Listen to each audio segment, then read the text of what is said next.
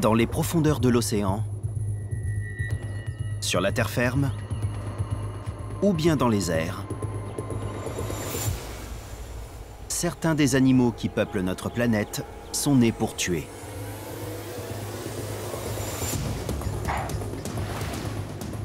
Ce sont des chasseurs de haut vol aux armes redoutables. Et leurs stratégies d'attaque sont uniques en leur genre.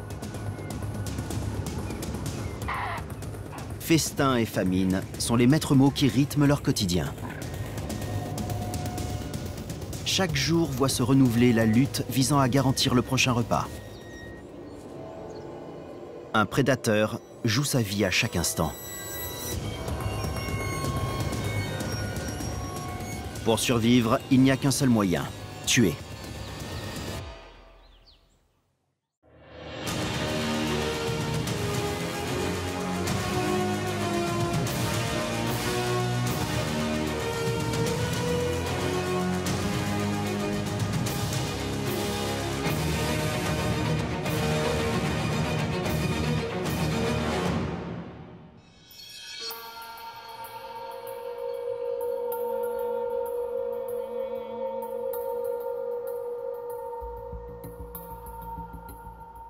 Dans les eaux glaciales qui bordent la pointe méridionale de l'Afrique, il existe un animal qui inspire la terreur comme nul autre ailleurs.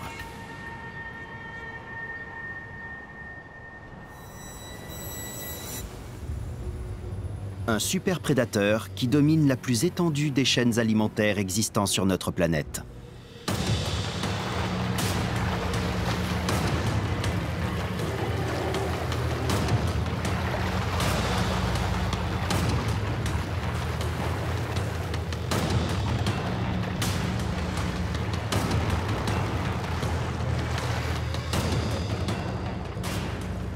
Il s'agit là du grand requin blanc. De tous les poissons prédateurs, c'est lui le plus imposant. Ce spécimen a fait le voyage jusqu'au cap de Bonne-Espérance dans le but de chasser sa proie préférée. L'otarie à fourrure du Cap.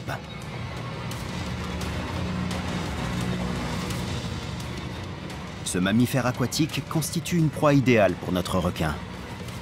En effet, il est gorgé de graisse riche en énergie. Et le choix ne manque pas.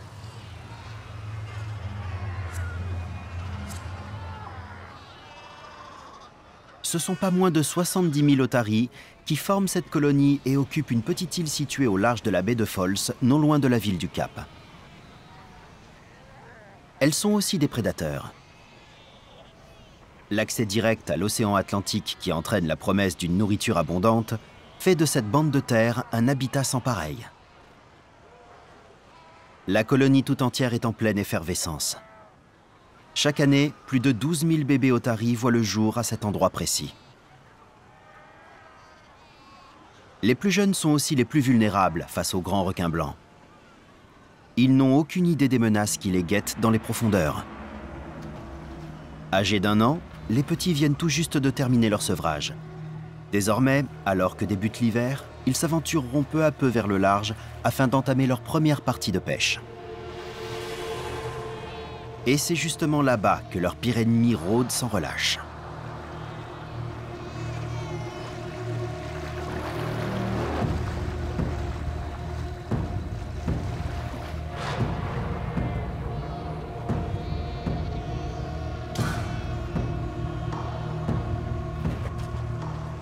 Les eaux peu profondes qui entourent l'île les maintiennent à l'abri. Mais très rapidement, les rochers s'effondrent pour laisser place à l'abîme de l'océan, créant un profond dénivelé entre le rivage et le large. À cet endroit, le requin a la possibilité d'attaquer. Les jeunes otaries ignorent encore tout de l'horreur meurtrière qui peut s'y dérouler. Et quand bien même, cela n'empêche pas qu'elles doivent se nourrir. Pleines de fougue, elles nagent vers le large.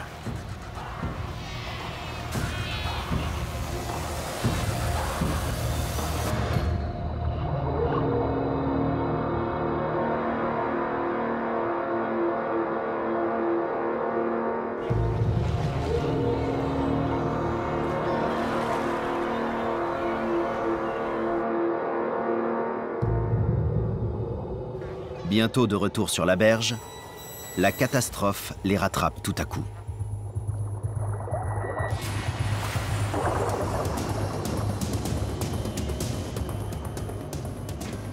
Le requin remonte brusquement à la surface. L'impact de la collision est tel qu'il assomme l'otarie visée. Désorienté, l'animal n'a que peu de chances de parvenir à s'échapper.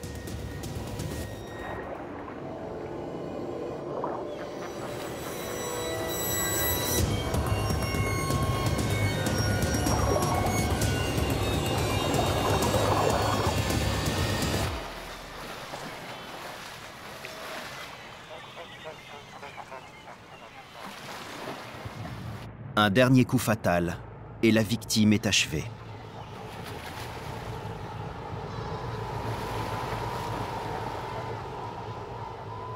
Lorsqu'il chasse, le grand requin blanc atteint les 40 km/h. Il fond sur sa proie comme une torpille de 2 tonnes pourvue d'une multitude de dents acérées.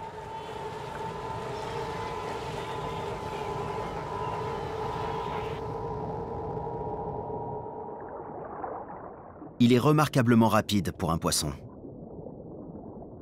Mais sur la terre ferme, il existe un autre prédateur capable de tripler ce record de vitesse.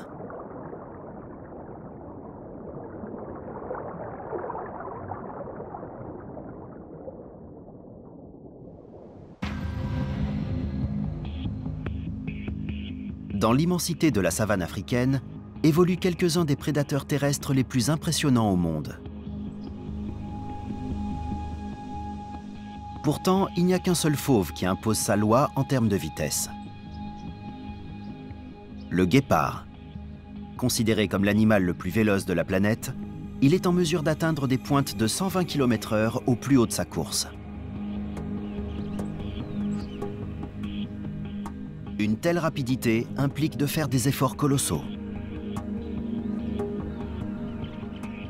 Ces 2 frères préfèrent économiser leur énergie pour la chasse. L'un d'eux est équipé d'un collier émetteur. Celui-ci permet aux scientifiques d'étudier les activités du guépard.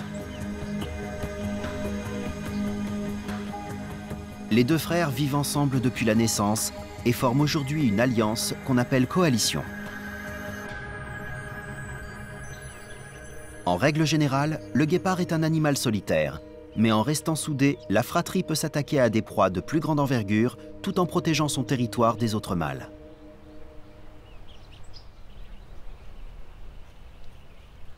Malheureusement pour elle, difficile de se mesurer aux intrus qui viennent justement de s'y aventurer.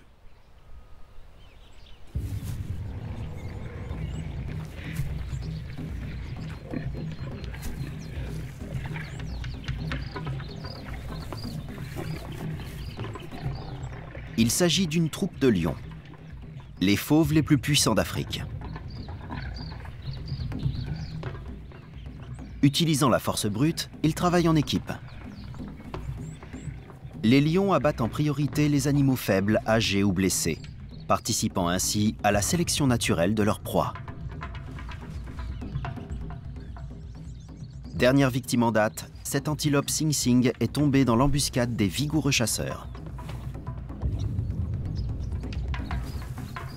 Avec cette prise, les lions ont pénétré dans le territoire des 2 guépards. Mauvaise nouvelle pour ces fauves de plus petite taille.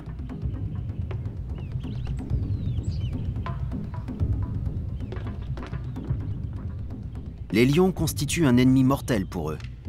La troupe en question n'hésiterait pas une seconde à les tuer.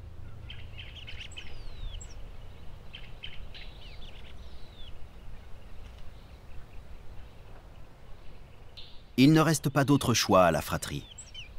Elle se voit obligée de quitter les lieux et de se mettre en quête d'un territoire plus sûr à l'abri de la menace. Le départ nous offre une occasion idéale d'observer les évolutions physiques qui ont permis au guépard de devenir si rapide.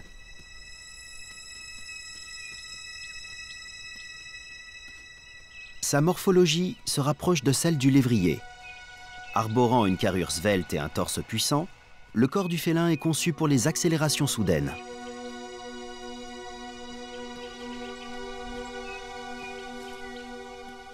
Il se sert de sa longue queue comme d'un balancier qui l'aide à négocier les virages en pleine course. Quant à ses griffes, elles ne sont pas totalement rétractiles. Elles jouent le rôle de crampons en améliorant la prise au sol. Mais si le guépard jouit de la rapidité, c'est au détriment de la force.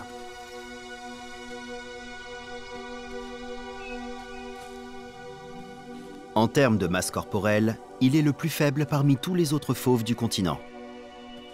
Il est devancé par le lion et le léopard.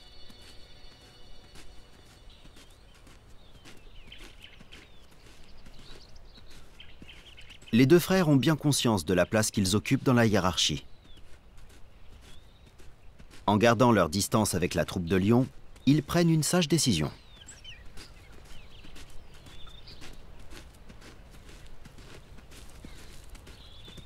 Au cœur des étendues sauvages africaines, manquer de rester à sa place peut s'avérer mortel.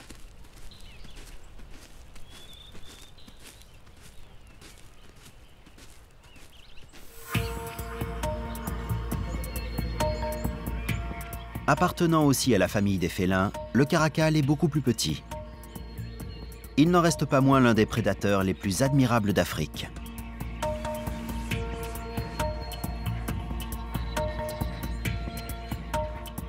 Les oiseaux et les rongeurs font partie de ses cibles de prédilection. Son pelage couleur fauve lui offre une bonne tenue de camouflage dans les fourrés. Parmi les caractéristiques propres au caracal, on distingue notamment une ouïe particulièrement fine. Une touffe de poils noirs à l'extrémité de chaque oreille contribue à améliorer l'ouïe en dirigeant les ondes sonores directement vers le tympan.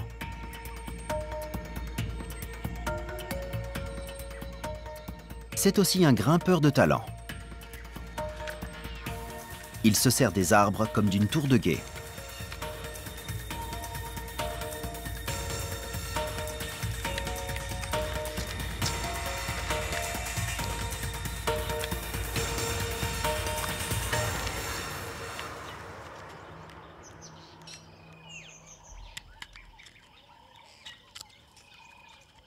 Aucune proie à l'horizon pour le moment. Mais faire preuve de patience est l'un des piliers pour devenir un prédateur efficace.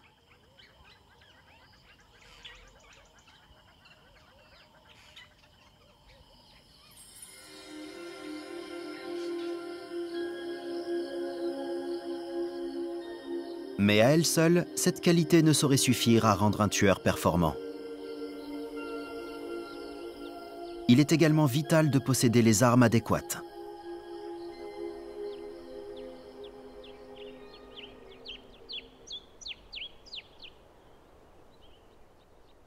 Dans le royaume des airs, rares sont les assassins capables de mesurer leurs attributs à ceux de l'aigle de Véro.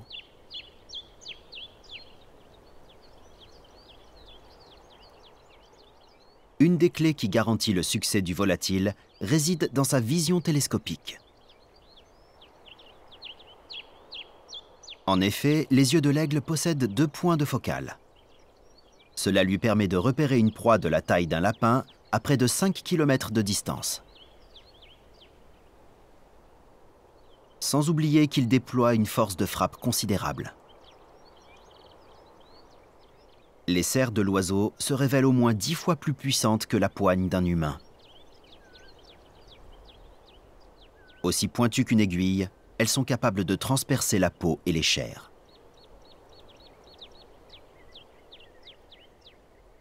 Ce qui distingue toutefois le plus l'aigle de Véro de tous ses congénères oiseaux de proie, c'est sa taille. Avec un poids atteignant presque 5 kg, il se classe dans les premiers parmi les plus grands aigles du monde.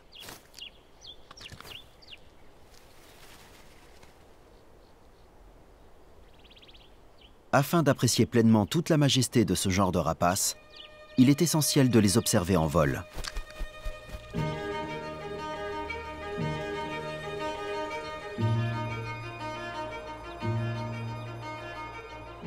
Leurs ailes déployées dépassent les 2 mètres d'envergure. Leur pointe effilée les aide à maîtriser les vents pour mieux survoler leur terre.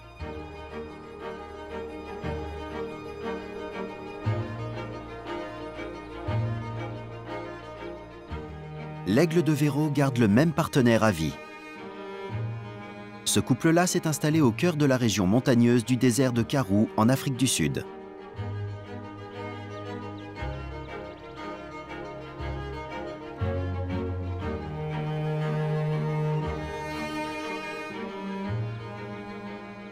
Les falaises et reliefs escarpés dont regorgent les environs sont autant d'endroits parfaits où établir son nid. Notre tandem cherche justement à fonder une famille. Les futurs parents viennent de construire un nid de plus d'1,50 m de diamètre. Il y a assez d'espace pour les deux petits prêts à éclore. Il reste tout de même 2 ou 3 touches finales à apporter.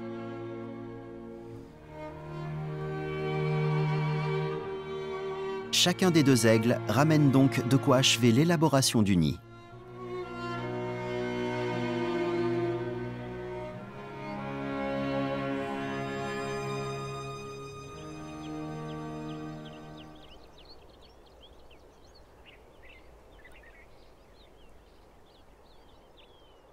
Peu de temps après, le chantier est terminé. La mère entreprend alors de couver les œufs récemment pondus afin de les garder bien au chaud. Il faudra patienter 44 jours d'incubation avant de voir éclore le premier oisillon. Mais en attendant, la mère doit rester sagement assise.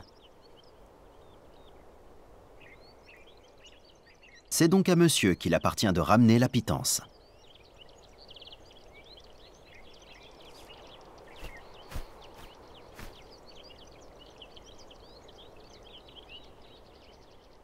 La tâche semble aisée pour un chasseur si bien doté.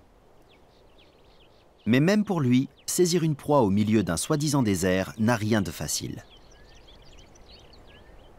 Et ce, d'autant plus si la victime a la fâcheuse tendance de se tenir sur ses gardes par peur d'être dévorée. C'est le cas de l'anxieux daman du Cap. Également appelé daman des rochers, ce petit mammifère rondouillé occupe une part non négligeable dans le régime alimentaire de l'aigle de Véro. Les damans sont des animaux vivants en communauté. Ils s'organisent en bandes sous l'égide d'un mâle alpha.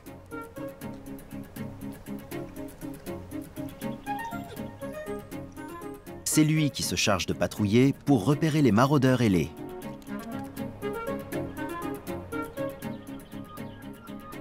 Les damans élisent domicile au cœur des rochers. Ils utilisent les crevasses comme refuge.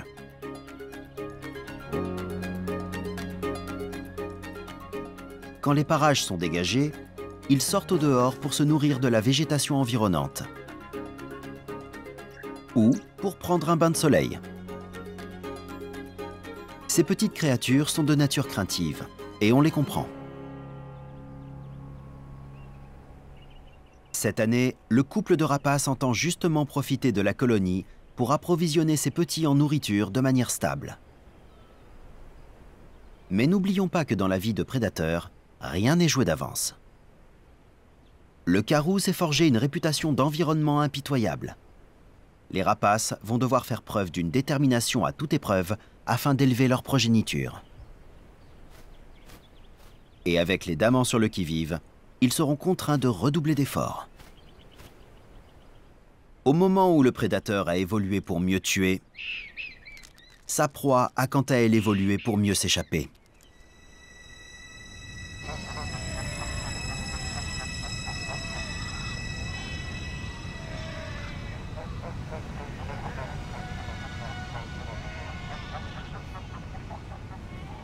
Retour à présent sur les eaux de l'océan Atlantique, où les jeunes otaries s'attachent à perfectionner les techniques qui feront toute la différence entre la vie et la mort. Sous l'eau, elles manœuvrent pour s'échapper. Elles n'ont pas oublié les risques encourus lors d'une traversée en eau profonde.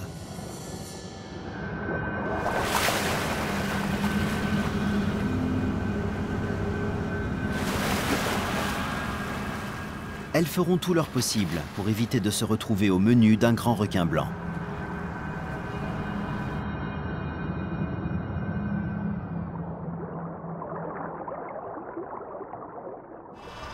Par chance, l'île abrite un grand nombre de piscines naturelles idéales pour prendre quelques leçons de natation. Comme dans n'importe quel domaine, c'est en s'entraînant qu'on réussit.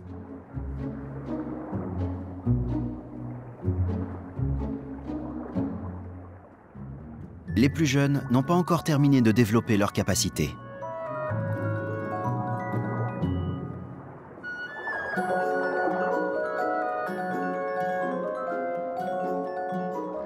Tout en restant proches de la surface, elles s'amusent à découvrir leur nouveau terrain de jeu aquatique.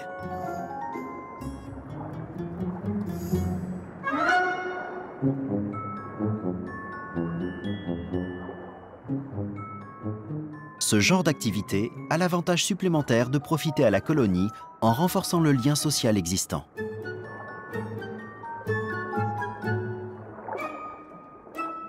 Même pour les novices, nager coule de source. Elles ne tardent pas à épater la galerie en exécutant des acrobaties. Elles sont bientôt prêtes à voguer vers le large pour leur première session de pêche. Quand le moment viendra, elles se retrouveront aux côtés du plus dangereux de tous les poissons prédateurs.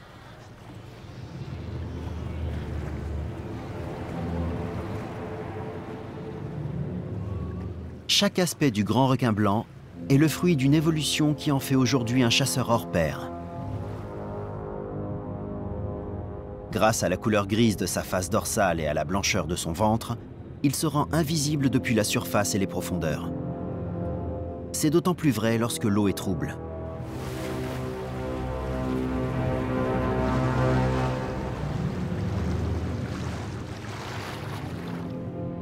En outre, le tueur possède dans le museau un système de pistage hautement développé. Les ampoules de Lorenzini sont de petits récepteurs sensoriels permettant aux requins de détecter les champs magnétiques que dégage une proie potentielle dans l'eau, et ce, même lorsqu'il est totalement incapable de la sentir ou de la percevoir.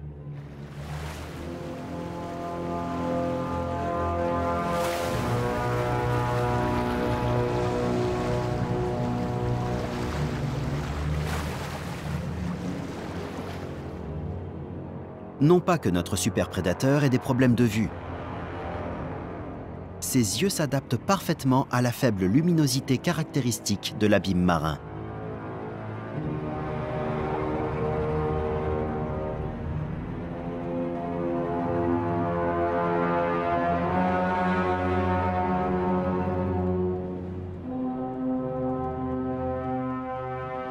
Autre particularité, ses mâchoires. Le grand requin blanc compte environ 24 dents apparentes, tranchantes comme des lames. La force d'une morsure peut atteindre près de 276 bars. Ses mâchoires sont 10 fois plus puissantes que celles d'un lion. Les chiffres peuvent donner froid dans le dos. Mais de toutes les chasses à l'otarie enregistrées à ce jour, seuls 48% ont débouché sur une prise.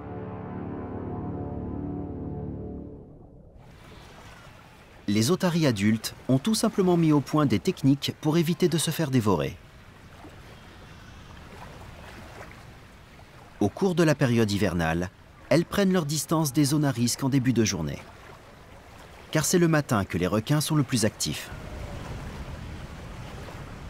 Elles ont également élaboré un remarquable système d'alerte en cas d'attaque imminente qui avertit le reste de la colonie une fraction de seconde avant que l'impact ne se produise. Lorsqu'un squale jaillit afin de capturer sa proie, il déplace inévitablement d'importants volumes d'eau.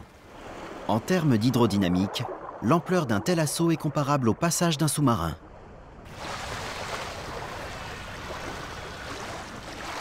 Plusieurs études suggèrent que les otaries sont en mesure de détecter la bulle d'eau qui se forme au niveau du museau du prédateur.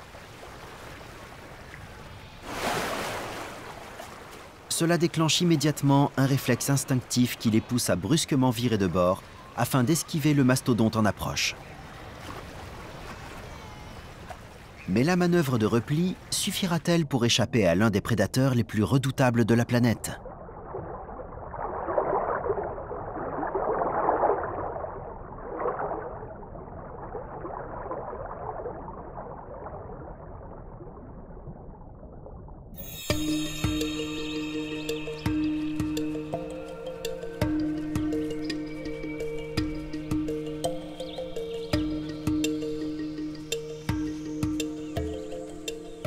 Sur le continent, les frères guépards trônent eux aussi à la tête de leur propre chaîne alimentaire. Ils doivent toutefois se rendre à l'évidence. Le quotidien de prédateur alpha renferme son lot d'épreuves.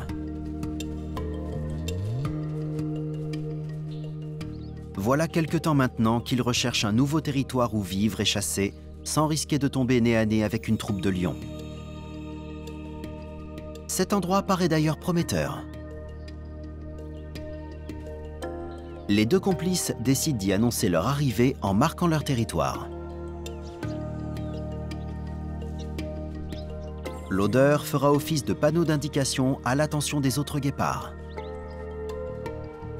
Elle les avertira que la fratrie a choisi de s'installer dans les parages. Par conséquent, la présence d'intrus n'y sera plus tolérée. Une fois le balisage terminé, il est temps de se mettre au travail.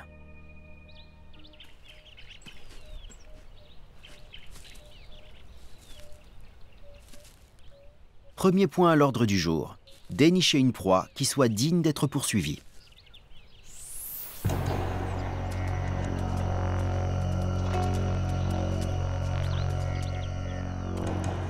C'est un troupeau d'impala qui va attirer l'attention du binôme.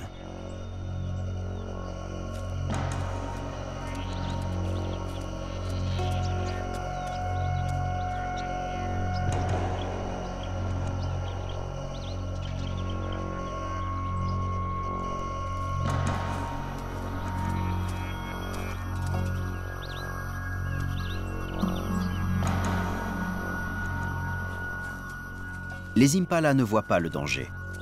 Mais grâce à un sens aigu de l'ouïe et de l'odorat, ils ont tout de même le pressentiment que quelque chose de mauvais se prépare. En tant que proie, faire preuve d'un instinct aiguisé s'avère souvent très utile.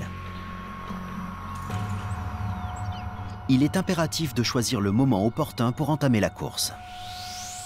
Mais désormais, le gibier est nerveux et il paraît délicat de s'en approcher.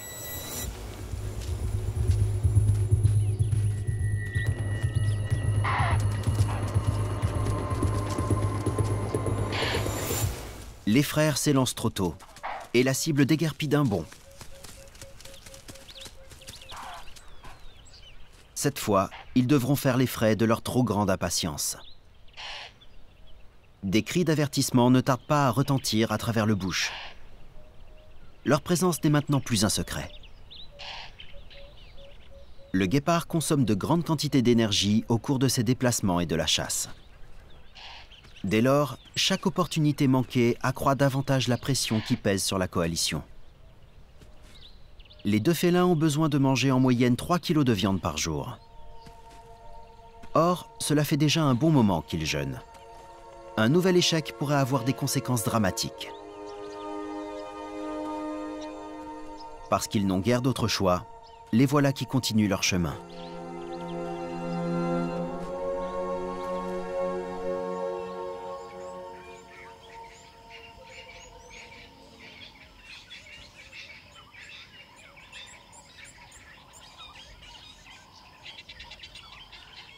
Avec ses 20 petits kilos, le caracal est un spécimen de bien moindre envergure que le guépard, qui lui en pèse 65. Mais ce n'est pas cela qui l'empêche de capturer des proies pouvant atteindre le double de sa propre taille.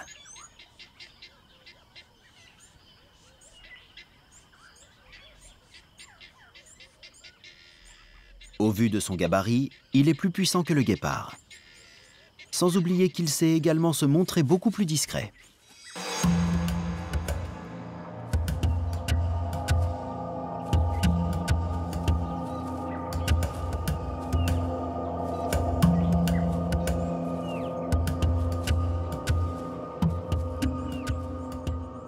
Notre acolyte vient de jeter son dévolu sur une pintade qui se promène innocemment dans les fourrés. Les oiseaux font partie des mets préférés du caracal, mais ils présentent un inconvénient. Un rien les effraie.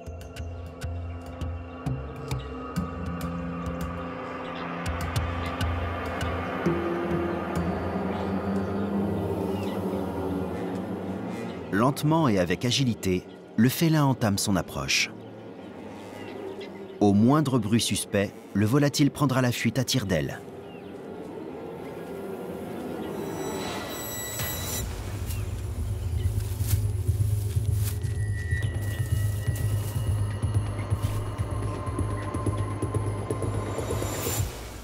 La pauvre pintade n'a pas vu venir son assaillant.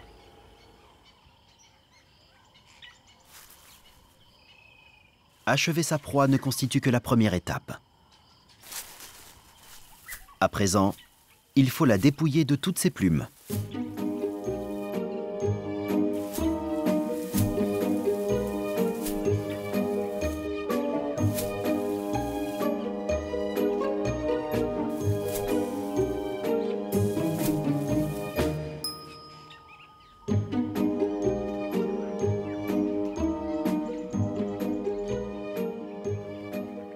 Après être enfin venu à bout du plumage, notre caracal a tout le loisir de commencer le grand festin. Il s'empresse de déchiqueter la chair de ses crocs aiguisés. Nous voilà devant un véritable modèle d'efficacité parmi les prédateurs de la savane. Le tueur frappe juste assez pour tenir jusqu'au lendemain.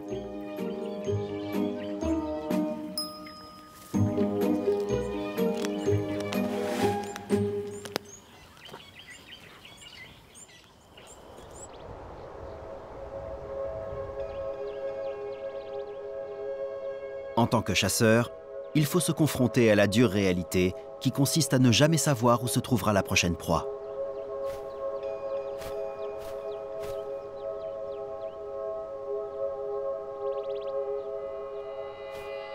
Les aigles du désert du Karoo doivent maintenant s'occuper de nouvelles bouches à nourrir.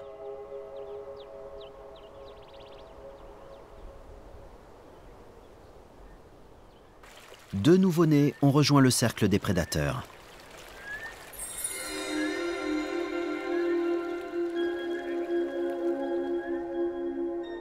Le premier juvénile a reçu plus de nourriture dès l'éclosion et a donc grandi et grossi plus vite que son frère. Ce dernier montre déjà des signes de faiblesse parce qu'il ne mange pas à sa faim. Et en lui volant sa part sans scrupule, son aîné n'arrange rien. Telle l'incarnation ailée de Caïn et Abel, les deux frères ne supportent pas l'existence de l'autre. À leurs yeux, il n'y a guère que leur propre chance de survie qui importe. Chacun d'eux va devoir rassembler le maximum de force pour parvenir à surmonter les multiples difficultés qui les attendent.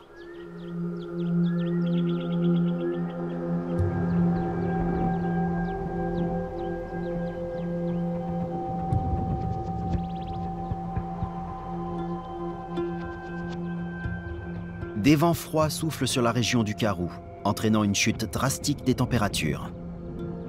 L'air est glacial, même sous les rayons du soleil.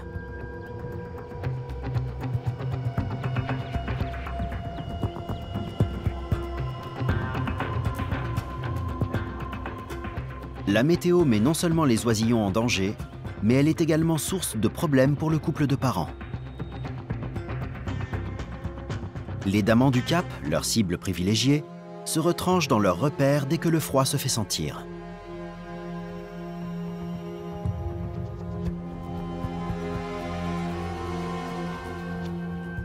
Ce n'est pas pour autant que le patriarche abandonne la partie.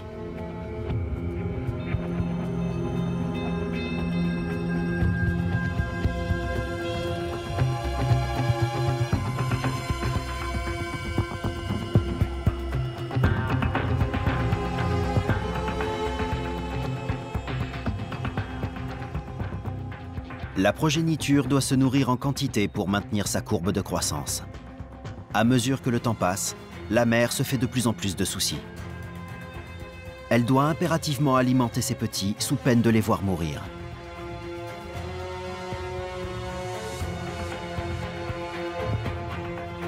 C'est dans un élan de désespoir qu'elle quitte le nid pour aller chasser.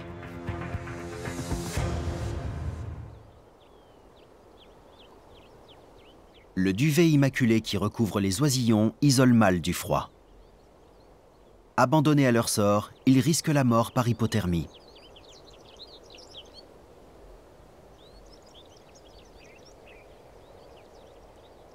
Les parents ont commencé à chasser depuis un certain temps. Quand soudain, voilà que survient un fâcheux imprévu.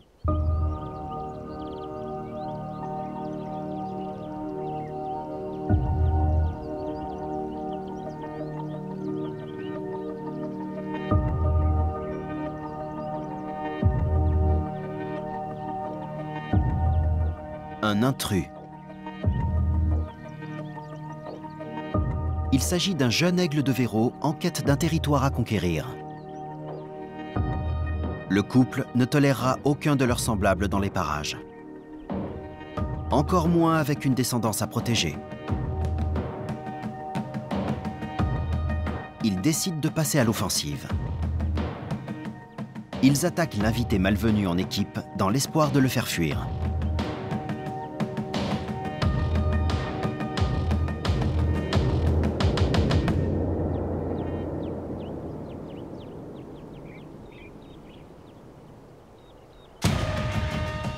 Mais leur adversaire se montre capable de véritables prouesses aériennes.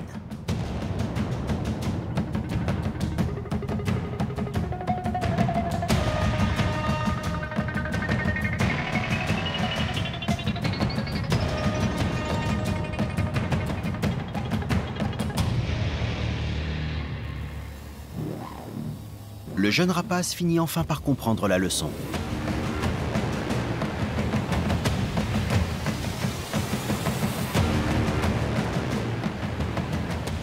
Il est loin d'être le bienvenu dans les environs.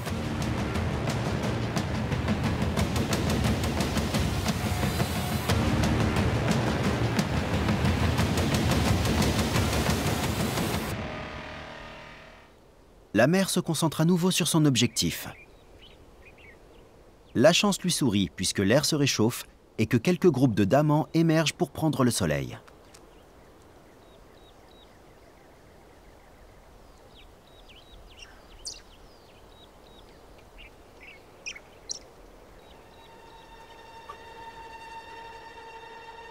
La cible est verrouillée.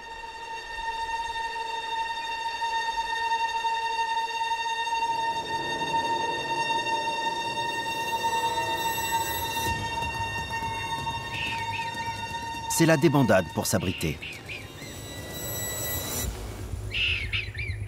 Mais ils n'en sortiront pas tous vivants. Enfin, cette fois, le banquet est assuré. La mère se nourrit d'abord. Si elle venait à manquer d'énergie, elle ne serait plus d'une grande utilité pour ses petits.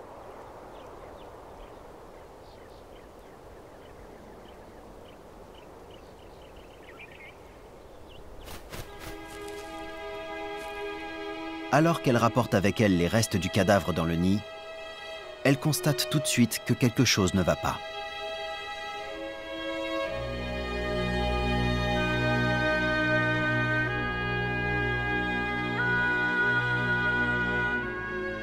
Pendant son absence, le cadet des deux aiglons est décédé. Peut-être est-il mort de froid. Ou a-t-il succombé à la famine ou aux coups répétés de son frère?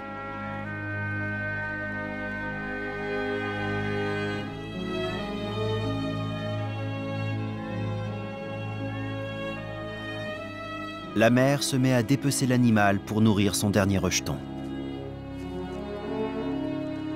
Désormais, c'est lui qui recevra tout le fruit de la chasse. Ses chances de survie jusqu'à l'âge adulte s'en trouvent améliorées. Certes, le scénario est lugubre, mais c'est également l'un des plus anciens de l'histoire. Dans la majorité des cas, c'est Caïn qui sort vainqueur.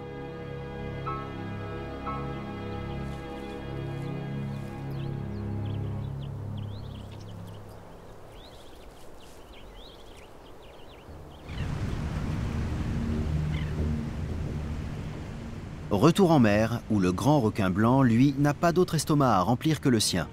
Une aubaine pour lui, car les réserves en otarie semblent infinies. Mais les proies sont futées et ne se laissent pas croquer facilement. Elles ont plus d'un tour dans leur sac pour se dérober aux terribles mâchoires. De retour d'une session de pêche en haute mer qui s'est avérée fructueuse, elles ont élaboré une nouvelle stratégie qui les aidera à rentrer au bercail en vie. Leur devise, l'union fait la force. Elles se déplacent en groupe compact, ce qui réduit les possibilités pour le requin de s'attaquer à un individu isolé. Ensemble, les otaries se dirigent vers leur île. C'est alors qu'un grand requin blanc part à l'assaut. Les otaries s'éparpillent dans toutes les directions. Leur attaquant est déboussolé.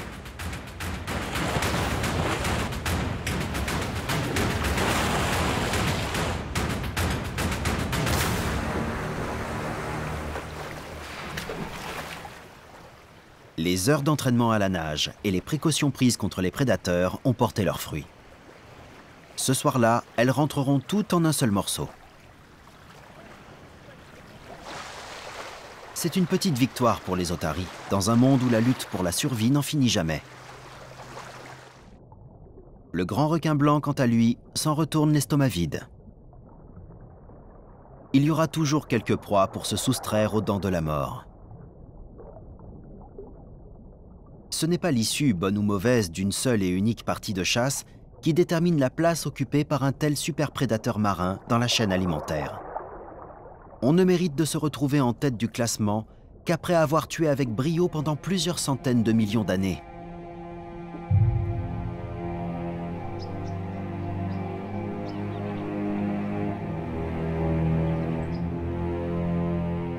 Au cœur de la brousse, les deux guépards sont toujours à l'affût de leur prochain repas.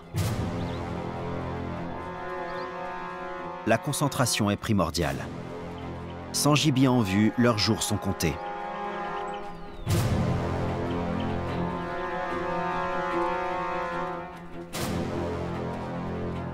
Ils viennent patiemment de guetter un nouveau troupeau d'impala.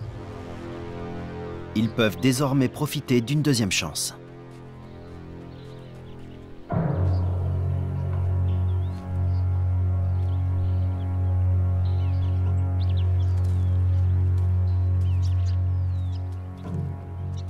Pas à pas, ils se rapprochent de l'objectif. Cette fois, ils ont pris le vent de front, ce qui empêche les impalas de les sentir arriver.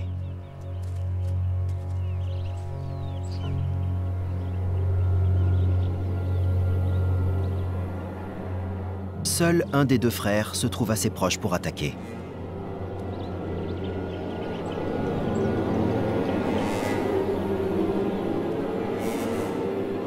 Il s'élance à vive allure tandis que son frère s'occupe de le suivre en renfort.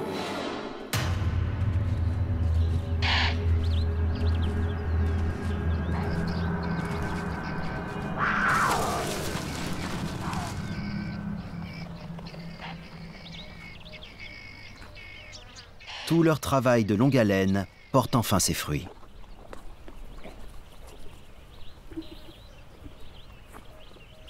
Affamés, les deux félins dévorent goulûment leur prise.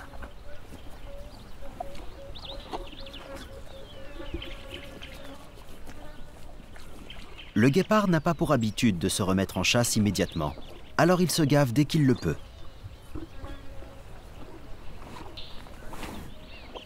À eux deux, ils engloutissent la quasi-totalité du bovidé. L'occasion se présente rarement de pouvoir manger à sa faim. En moyenne, le guépard se fait voler la moitié des animaux qu'il massacre par un autre prédateur de la savane. Heureusement, aucune menace ne plane sur leur repas du jour. Une fois le banquet terminé, il est l'heure de digérer et de se détendre. Le ventre énorme des deux guépards témoigne de l'hégémonie de leur espèce en tant que prédateur terrestre le plus rapide du règne animal.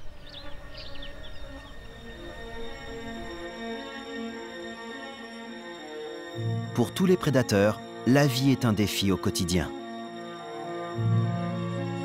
Chacun d'entre eux s'est adapté aux particularités de son environnement.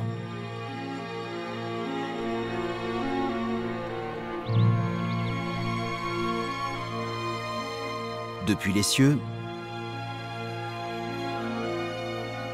sur la terre ferme, ou à travers les océans, il n'y a de place en ce bas monde que pour les êtres vigoureux, car rien ne garantit qu'il y aura bien un prochain repas.